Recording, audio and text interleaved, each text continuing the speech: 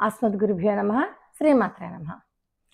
ఈ వీడియో ఎందుకు చేస్తున్నానంటే, నేను పడిన బాధ మీరెవ్వరూ పడకూడదు అన్న ఉద్దేశంతో మాత్రమే చేస్తున్నాను. మీకు నచ్చితే మీరు కూడా చెయ్యండి, పాటించండి. దాని నుంచి ఫలితాన్ని మీరు పొందండి. నేను పడుతున్న ఇన్నాళ్ల వరకు పడిన బాధ ఏంటంటే, విపరీతమైనటువంటి మైగ్రేన్ తలనొప్పి.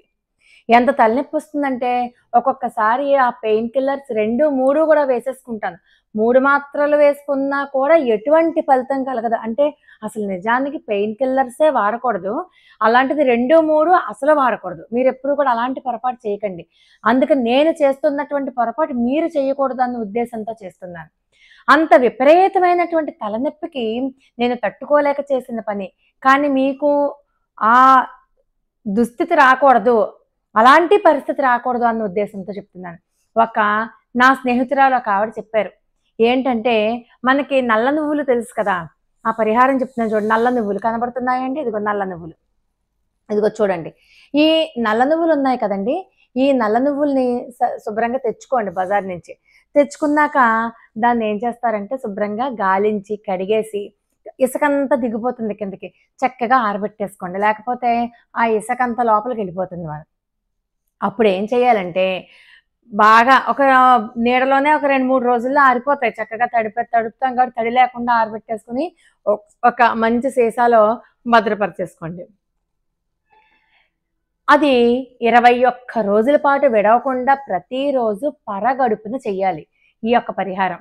చేస్తే మీరు ఒక్క 5, 6 రోజులు చేసేటప్పటికే మీకు మార్పు వచ్చేస్తుంది. గ్యారంటీగా వస్తుందన్నమాట. 21 రోజులు చేస్తే మా స్నేహితురాలకైతే 5 ఏళ్ళు అయిందట తలనొప్పి వచ్చి ఈ రెమెడీ చేశాక. అందుకని పాపం ఆవిడ అందరికీ చెప్తుంది. ఒక 100 మందికి చెప్పుంటారు. ఆ 100 మందిలో నేను కూడా ఒకదాన్ని. నేను కూడా పాటించాను ఆ రెమెడీ. అది ఏంటంటే, ఇప్పుడు ఈ నువ్వులు చెప్పాను కదా! శుభ్రం చేసేసుకొని ఆరబెట్టేసుకున్నటువంటివి పరగడుపున స్టవ్ మీద బాణలు పెట్టండి. స్టవ్ మీద బాణలు పెట్టి, బాణలిలో ఒక అర స్పూను, మన ఇంట్లో మామూలుగా స్పూన్ ఉంటుంది కదా! ఆ స్పూన్‌లో అర స్పూను ఈ నల్ల నువ్వుల్ని ఆ వేడెక్కాక వేయండి. వేడెక్కినటువంటి ఆ బాణలిలో అర స్పూను నువ్వుల్ని వేయండి. వేశాక మూత సిద్ధంగా పెట్టుకోండి. ఎందుకంటే అవి చిందితే టప పేలిపోతాయి. ఆ టప పేలిపోయినప్పుడు మొత్తం అంతా చిందిపోతాయి. అందుకని కాస్త మూత అలాగా పైన లిడ్ ఉన్న మూత, అంటే మనకి చేయి కాలదో అలా పట్టుకోవచ్చు అనమాట. పెడితే మీకు పైకి చిందదు. టపటపలు ఆగిపోయేంత వరకును, చిటపట్లు ఆగిపోయేంత వరకు ఉంచి స్టవ్ ఆపేయండి. కాస్త నోట్లోకి తీసుకోగలిగేటటువంటి వేడిగా ఏవైతే మనం బాణల్లో వేసి చిటపట్లు అయ్యాయో ఆ నువ్వుల్ని చేత్తో తీసుకుని నోట్లో వేసేసుకోండి. నవిలేయండి, శుభ్రంగా నవిలేయండి. నవిలేసి ఆ నీళ్లు తాగేసేయండి.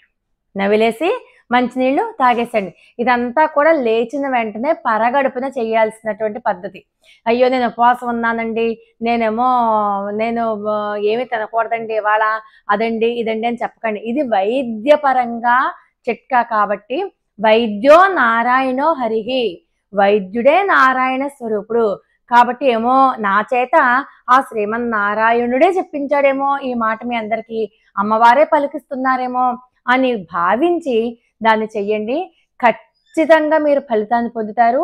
నేను ఆ బాధ నుంచి విముక్తి పొందాను. నాకు అసలు ఇప్పటికీ తలనొప్పి రాలేదు.